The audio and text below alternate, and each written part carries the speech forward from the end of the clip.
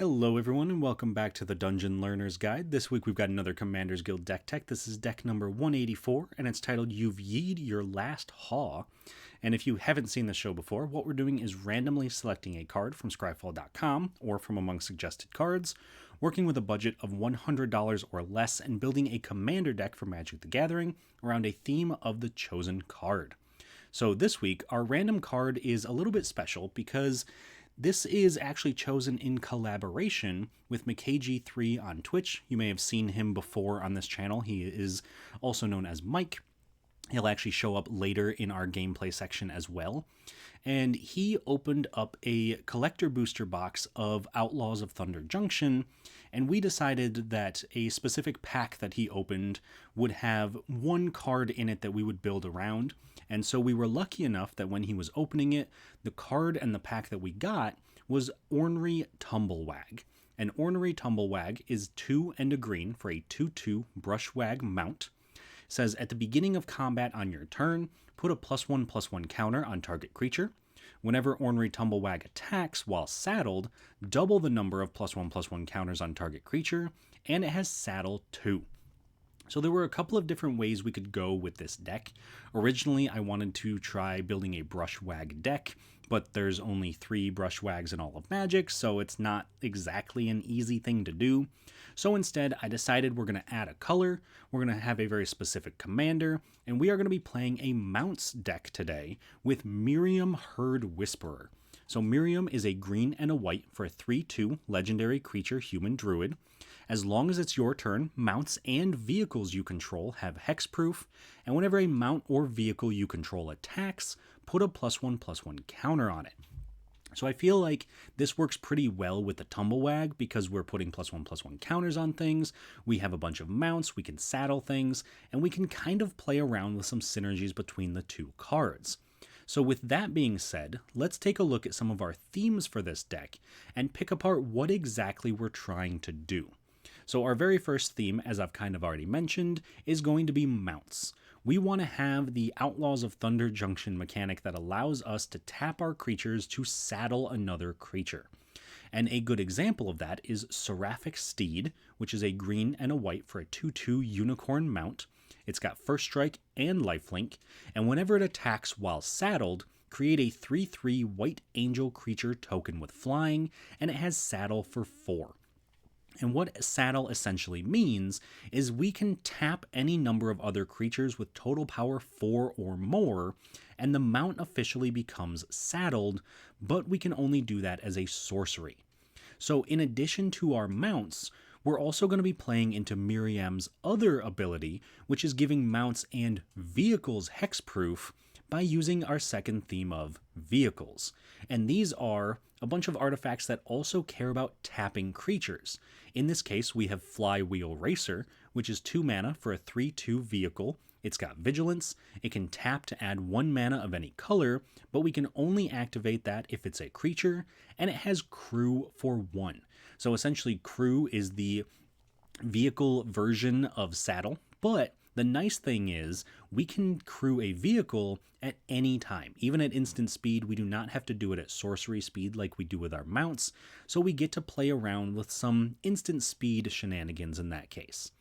And so you may be wondering at this point, if we have a ton of mounts and we have a ton of vehicles, what exactly are we going to be using to saddle and crew those mounts and vehicles?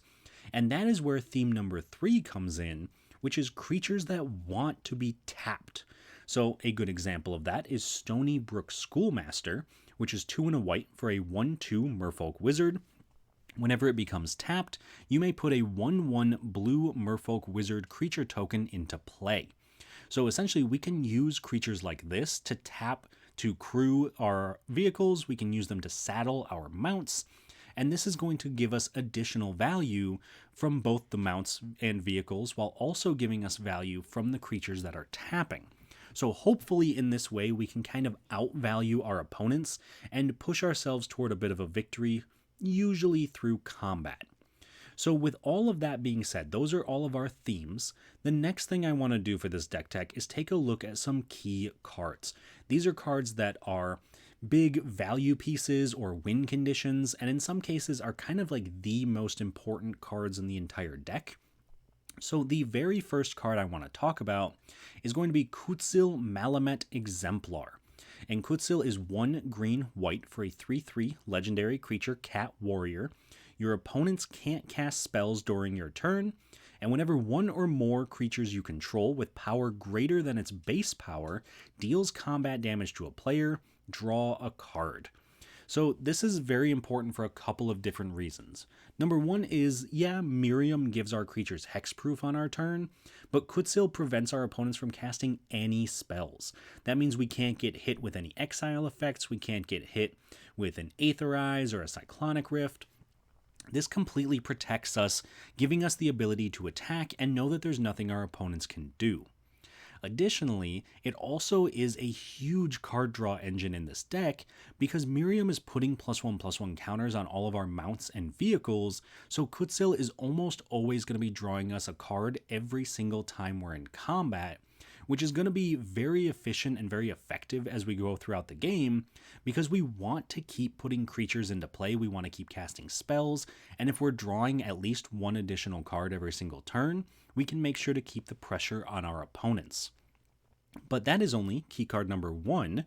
So moving on to key card number 2, we have Bounding Felidar, the most expensive mount in the deck, but for good reason because it's also a bit of a finisher because it is 5 and a white for a 4/7 cat beast mount.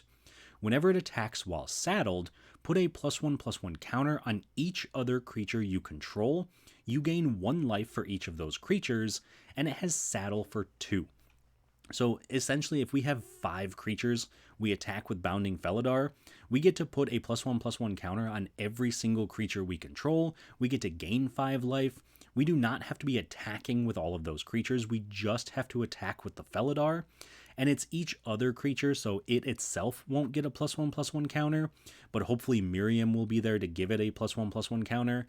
And it's going to be very difficult for our opponents to stop a 4/7 or even a 5/8 creature, because even if they could block it with enough to kill it, it's going to take a ton of blocking damage to be able to kill the Felidar.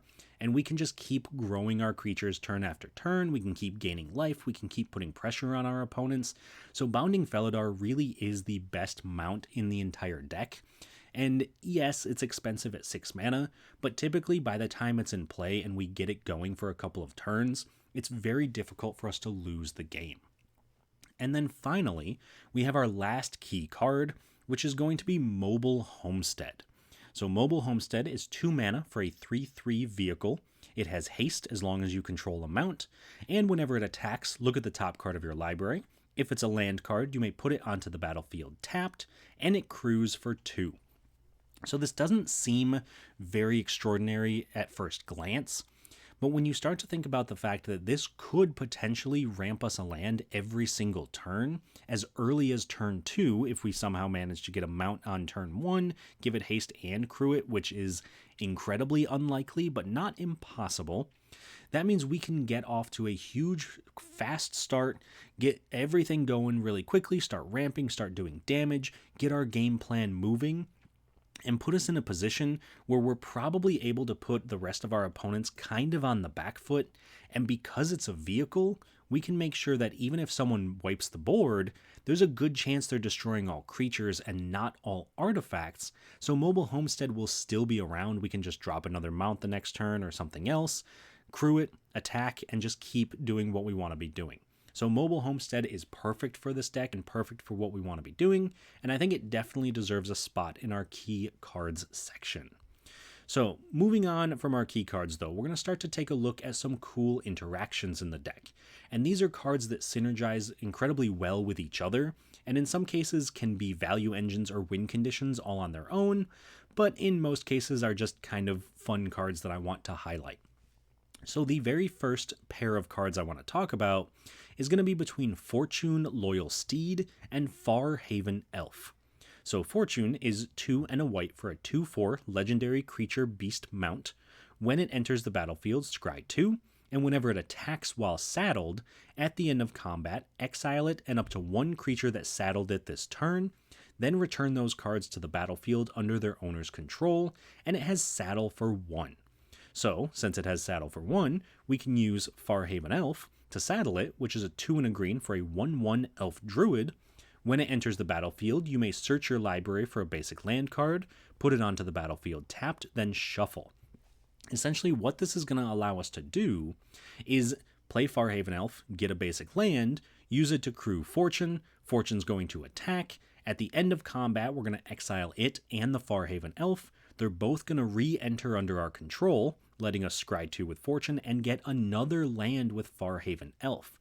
And we could, if we have open attacks, do that every single turn, very similar to the mobile homestead, getting an extra land every single turn. So this is a great way to make sure that we are ramping out ahead of our opponents, making sure that we're continuously accruing some value with the scry effect on Fortune, which you do want to make sure resolves after the search effect from Farhaven, because otherwise that's not going to do you much good. And it's going to give us a ton of value that helps us hopefully win the game. But that is only cool interaction number 1. We still have another cool interaction to talk about, and that one is going to be between the Prydwen Steel Flagship and Cybership. So yes, these are 2 very expensive vehicles. They're both 6 mana, but they both synergize very well together. So the Prydwen is 4 white for a 6/6 vehicle. It's got flying, and whenever another non-token artifact enters the battlefield under your control, create a 2/2 white human knight creature token with this creature gets +2/+2 as long as an artifact entered the battlefield under your control this turn, and it crews for 2. So essentially all we need to have something that can crew the Prydwen is to cast any artifact, have any artifact enter under our control, then we get a human knight, and then we can start crewing and start attacking with our giant 6/6 flyer. So where do we get the artifacts from? The main answer, of course, is our vehicles, but the best answer is from Cybership, which is 6 mana for an 8/8 vehicle. It's got flying, and whenever it deals combat damage to a player, put the top 2 cards of that player's library onto the battlefield face down under your control. They're 2/2 Cyberman artifact creatures, and it has crew for 4. So there's a couple of key reasons I wanted to highlight these 2 cards, and the first is that the Prydwen specifies whenever another non-token artifact enters, and Cybership specifically makes 2/2 artifact creatures called Cybermen that are not artifacts. They are face-down cards that are technically non-token creatures. So while they are not fully cards in the sense that we can use them with their mana values and everything else, they're still not tokens, meaning that when they come into play, they trigger the Prydwen, they make some more knights, and if we already have knights, they come into play and trigger the knights, giving them +2/+2, so they can both really just kind of spiral out of control with each other, constantly putting more and more creatures into play, more and more tokens, more and more Cybermen. And then eventually, we get to the point where we're just beating people down with giant flyers and giant knights and a ton of Cybermen, and it really gets out of hand if we're allowed to have these 2 cards for more than a couple of turns.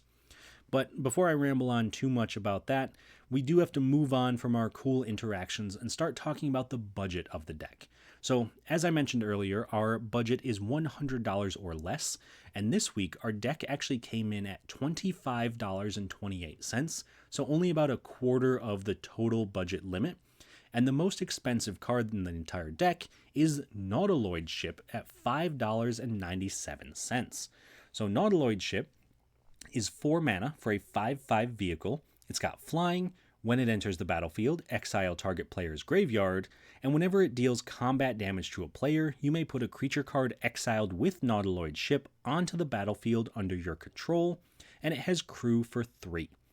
So I think one of the main reasons this is one of the more expensive cards in the deck is because it is pretty decent graveyard hate. It just exiles target player's graveyard for 4 mana, and you can possibly get things for free if you're hitting people with the ship. So it really is a pretty decent value engine, but of course that does rely on your opponents having a stocked graveyard that you can exile. And we've also got some ways to exile our attacking creatures and put them back into play or blink them. We talked about Fortune earlier.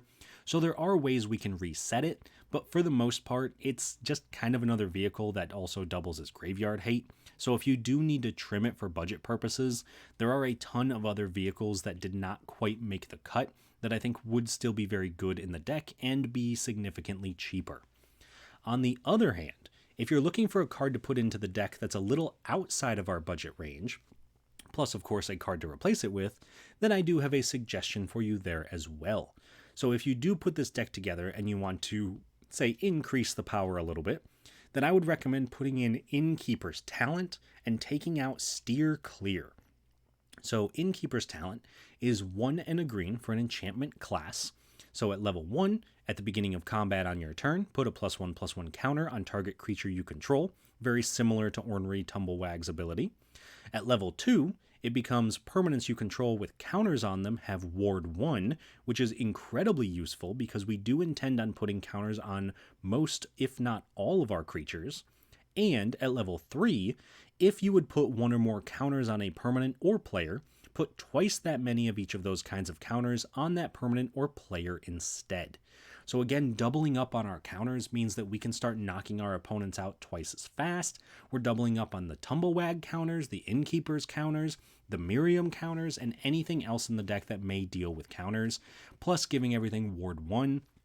This really is just an all-star of a card, which unfortunately is why it is about $15, because it does see play in Standard and Pioneer and other formats that are a little bit more competitive, so a little unfortunate on our end, but still definitely worth it if you're able to include it. And if you are including it, then obviously you have to cut a card from the list, and the card I would recommend is Steer Clear, which is 1 white mana for an instant, deals 2 damage to target attacking or blocking creature, or 4 damage to that creature instead if you control a mount as you cast the spell. Normally, I'm a big advocate for removal and things that can deal with and or prevent attacking, but I do think Steer Clear falls a little bit short in almost all of those regards, because it only deals with a single creature. That creature has to be attacking or blocking, and if it has more than 4 toughness, it's just not going to do anything to it. So it really is very situational, and in my playtesting with the deck, it just never quite felt good enough, which is a shame because I do really like the design of the card. It's just not quite what we want it to be doing. I would much rather have removal that just straight up gets rid of the creature, and Steer Clear unfortunately does not always do that. So it's not terrible. Obviously, if you can't afford the Innkeeper's Talent, you can keep it in the deck. It still does its job very well, but it's not going to do its job in every situation, which is why I think Innkeeper's Talent would be a better include. But that is it for the budget portion of this deck, and before we get into the actual gameplay of this deck and see how it performs, I do want to take a second to highlight some of the ways that you can help support the channel if that's something you're interested in doing. So as always, you can just like the video and subscribe to the channel. That does help out quite a bit. We are still making the push to 1,500 subscribers by the end of the year, so if you could help us get there, I would greatly appreciate it. And if you do want to support us a little bit more directly, you can find us over on Patreon, patreon.com/dungeonlearnersguide, and right here on YouTube as a channel member, where you get some amazing things like getting the deck lists a week early. You can join a Discord where we actually brew up a lot of the decks and also play the games. So if you've ever wanted to be on the channel, that is a great way to do it.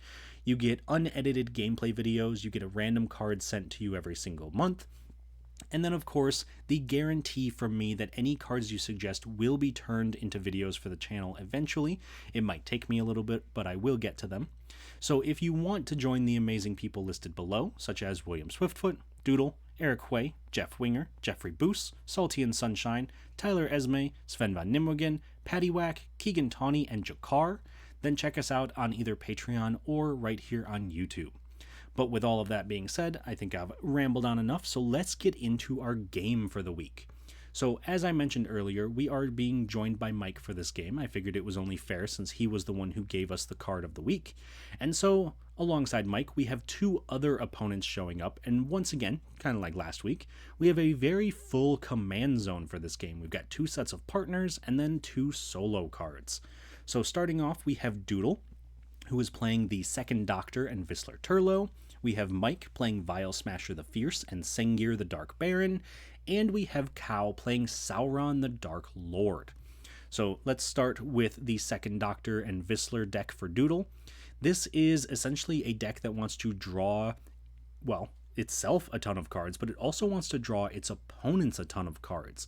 And the reason it's going to be doing that is because it's preventing damage from the Second Doctor, and it's also using Vissler Turlo as a win condition to slowly drain out its opponents by letting them draw a ton of cards.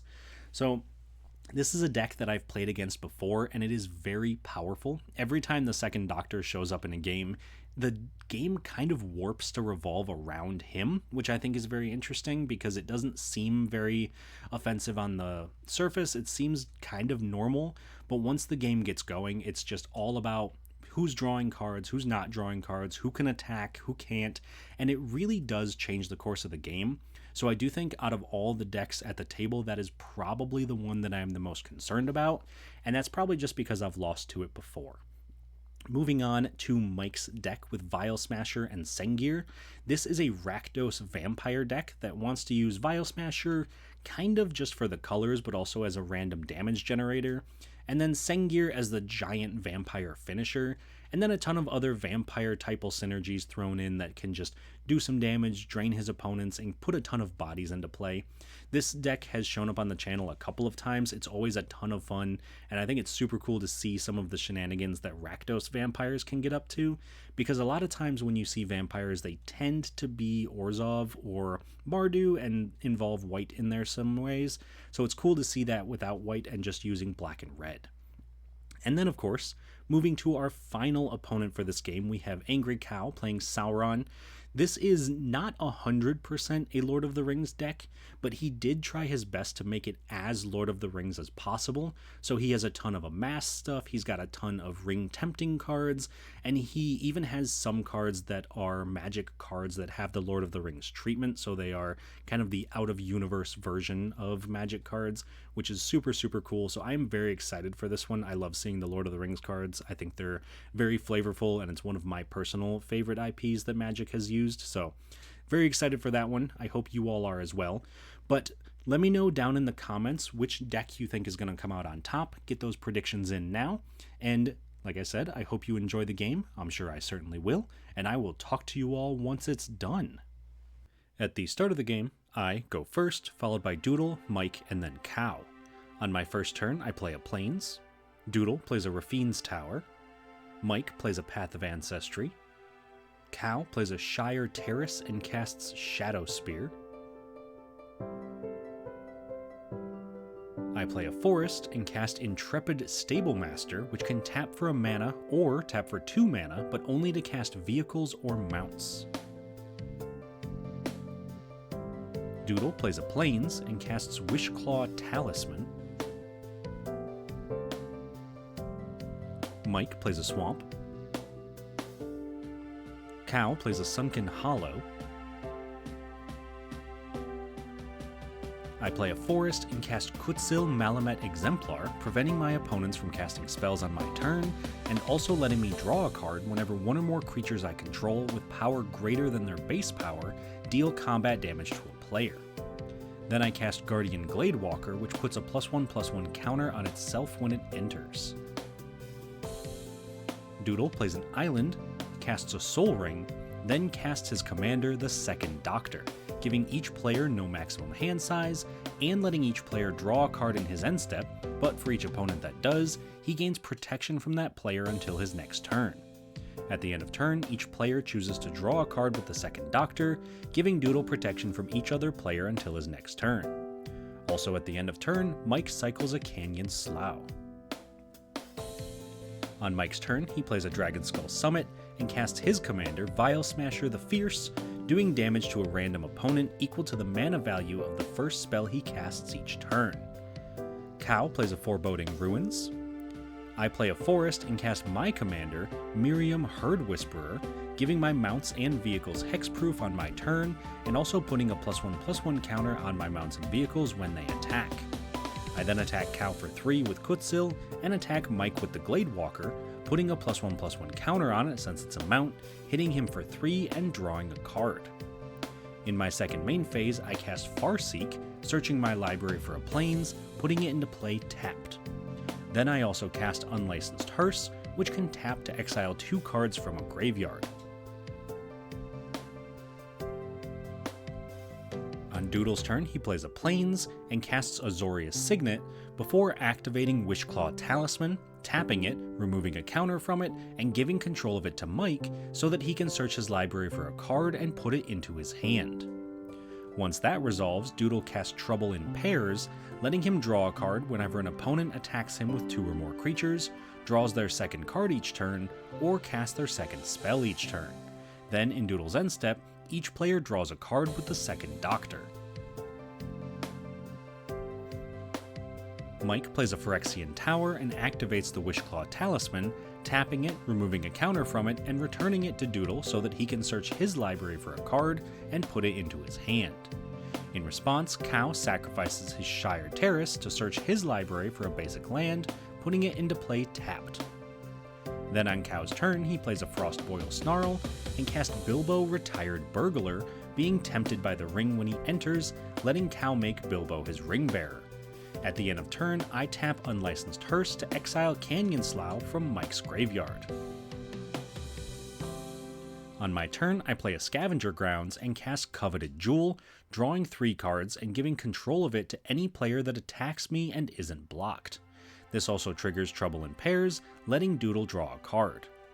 I then move to combat, attacking Cow for 3 with Miriam, and attack Mike with Kutzil and the Gladewalker, putting another counter on the Gladewalker, hitting him for 7 damage and drawing a card. In my second main phase, I cast Farhaven Elf, searching my library for a basic land, putting it into play tapped, and letting Doodle draw a card. On Doodle's turn, he plays a Plains and activates Wishclaw Talisman, removing the final counter from it, tapping it and giving it to Cow so that he can search his library for a card, putting it into his hand. Then he casts Ominous Seas, which gets a Foreshadow counter whenever Doodle draws a card, and lets him remove 8 counters to create an 8/8 Kraken token. He also casts Ghostly Prison, making each opponent pay 2 mana to attack him, and at the end of turn, Doodle, Mike, and Cow all draw with the second Doctor, but I decline, meaning I'm the only player Doodle doesn't have protection from until his next turn. Still at the end of turn, Mike cast Kolaghan's Command, destroying Unlicensed Hearse and doing 2 damage to Intrepid Stablemaster, killing it. This also triggers Vial Smasher, doing 3 damage to Doodle. In response, I tap the Hearse one last time to exile Shire Terrace from Cow's graveyard.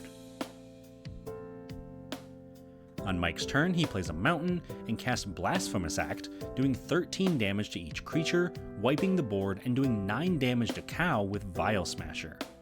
Once that's resolved, Mike casts Bedevil, destroying my Coveted Jewel and also drawing Doodle a card. On Cow's turn, he plays a Demolition Field and casts Sauron the Necromancer. I play a Plains and cast Bridled Bighorn, and also cast Imara Soul of the Accord, making a 1/1 soldier token with lifelink whenever she becomes tapped, also letting Doodle draw a card. After that, I cast Samite Herbalist, which lets me gain a life and scry 1 whenever it becomes tapped. Then, even though the Bighorn can't attack, I can still saddle it, so I tap both Imara and the Herbalist to saddle it, make a soldier token, gain a life, and scry 1. On Doodle's turn, he plays a Sea of Clouds and casts Saison Perverter of Truth, making each player draw 2 cards and lose 2 life in their upkeep. Then he also casts Folio of Fancies, giving each player no maximum hand size. In Mike's upkeep, he draws 2 cards and loses 2 life, triggering Trouble in Pairs, so Doodle also draws a card. He then plays a Sulphurous Springs and casts Nighthawk Scavenger, which has power equal to 1 plus the number of card types in his opponent's graveyards, so it's currently 3.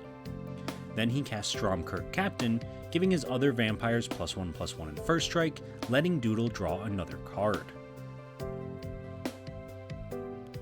In Cow's upkeep, he draws 2 cards and loses 2 life, while Doodle also draws a card. He then equips Sauron with the Shadow Spear, giving him +1/+1, lifelink, and trample, and this lets him attack Doodle for 5, paying 2 for Ghostly Prison and triggering Sauron on attacks, exiling Bilbo from his graveyard and creating a 3/3 token copy of it that has Menace that is also tapped and attacking Doodle. When the token enters, Cow is tempted by the ring and makes Sauron his ring bearer. Doodle casts Swords to Plowshares, exiling Sauron, gaining Cow 5 life, and only taking 3 from Bilbo. Then, in his second main phase, Cow casts Unnatural Selection, letting him pay a mana to turn any creature into another creature type until the end of turn, and at the end of turn, Cow has to sacrifice his token copy of Bilbo. In my upkeep, I draw 2 cards and lose 2 life, letting Doodle also draw a card. I then play a Plains and cast Oran Frostfang, giving my attacking creatures Death Touch and letting me draw a card whenever a creature I control deals combat damage to an opponent. I then tap Imara and the Herbalist to saddle the Bighorn, making a soldier token, gaining a life and scrying 1, and attack Doodle for 3 with the Bighorn, paying 2 for Ghostly Prison, making a 1/1 sheep token when it attacks since it's saddled, and before blocks, Doodle removes 8 counters from Ominous Seas to create an 8/8 Kraken token, which he uses to block, killing both creatures. In Doodle's upkeep, he draws 2 cards and loses 2 life, plays a Caves of Koilos, and recasts his commander, the Second Doctor. Then he casts Heliod the Radiant Dawn, and at the end of turn, only Doodle draws a card with the Second Doctor.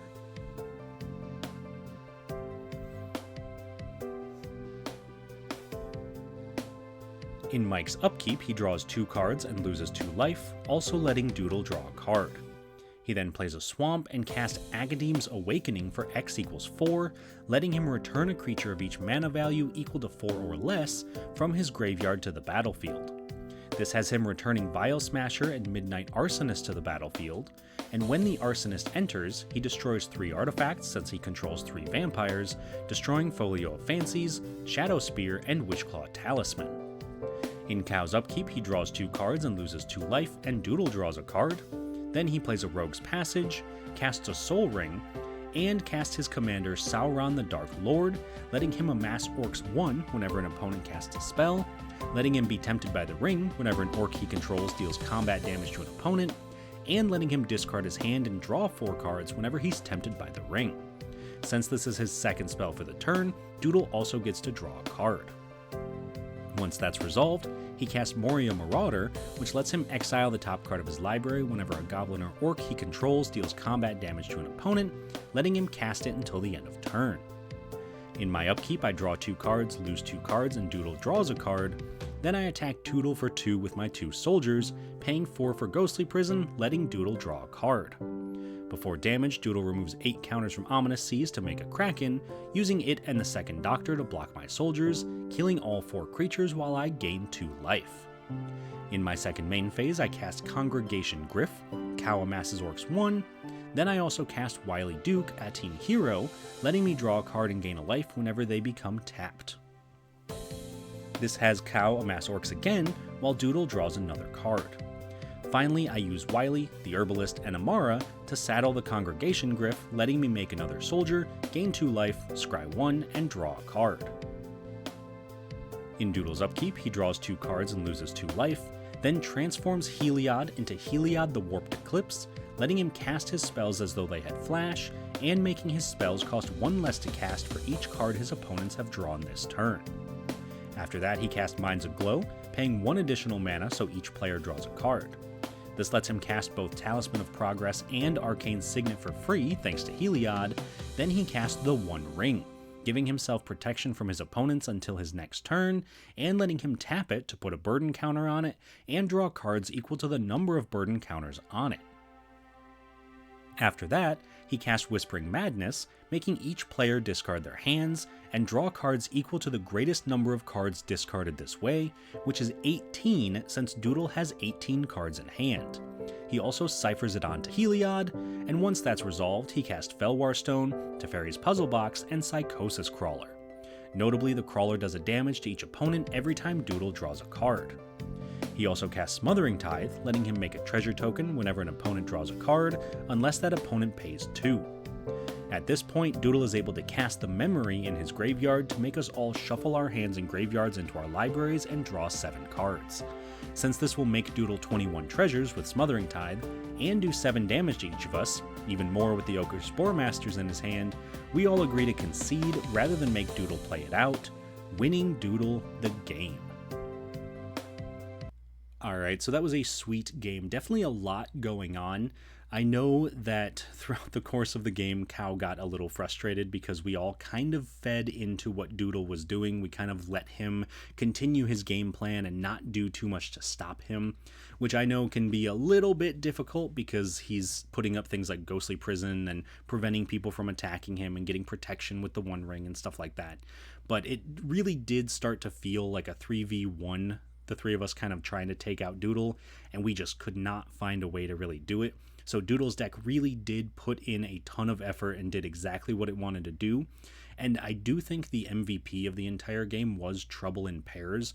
Doodle was drawing 3+ cards off of it every single go around the table, which just felt absolutely insane with his deck. There was just so much going on, so much value, and it was incredibly difficult to deal with. So definitely huge shout out to Doodle for a great victory. Everyone else's decks kind of did what they wanted to do, probably mostly because Doodle was letting us draw cards, but unfortunately we didn't all get to do everything we wanted. Mike struggled a little bit to get some vampires into play. He really leaned pretty heavily on Vial Smasher early on in the game, and then unfortunately had to sacrifice his own Vial Smasher to the Blasphemous Act, which didn't help his cause, and then didn't really do too much after that, unfortunately. Cow also struggled a bit to keep some creatures in play. He really struggled early on in the game with his mana. Almost every single land he played for the first 4 turns came tapped, which is not what he wanted to do. It really set his tempo back a little bit, and he struggled to keep up with the rest of the board after that. He was in a position at the very end of the game with Sauron that I think if he'd had 1 or 2 more turns, he could have turned the corner and really started to do some really powerful things, but unfortunately that wasn't the case in this game. And then of course, last but not least, our deck. We got off to a very powerful start, but we couldn't quite maintain that. We kept losing creatures, we got board wiped, and it really was tough to come back from that, especially when we're trying to attack into Doodle every turn, who has a Ghostly Prison and can make Krakens. So it really just felt like an uphill battle that we kind of started to lose at the end. I think that we definitely showed the power of the deck, though. It was very impressive how much ramp the deck had, how much card draw the deck had, considering it was almost like an Outlaws of Thunder Junction block constructed deck. But it was still very, very fun to play, and definitely a very unique experience. I think if you don't mind the challenge of only building mounts with Outlaws of Thunder Junction cards, then you can definitely put this deck together. It is very cheap. I highly recommend it. It was a ton of fun, and I think it's great for some casual tables. So with all of that being said, let me know down in the comments what you think of the deck. Let me know if there's any cards you think could be added to it or maybe taken out of it. And of course, any suggestions for future cards you'd like to see me build around. But with all of that, thank you all so much for watching. I appreciate all of the likes and the subscriptions that you've got to the channel, and I will see you all on the other side of the Dungeon Learner's Guide.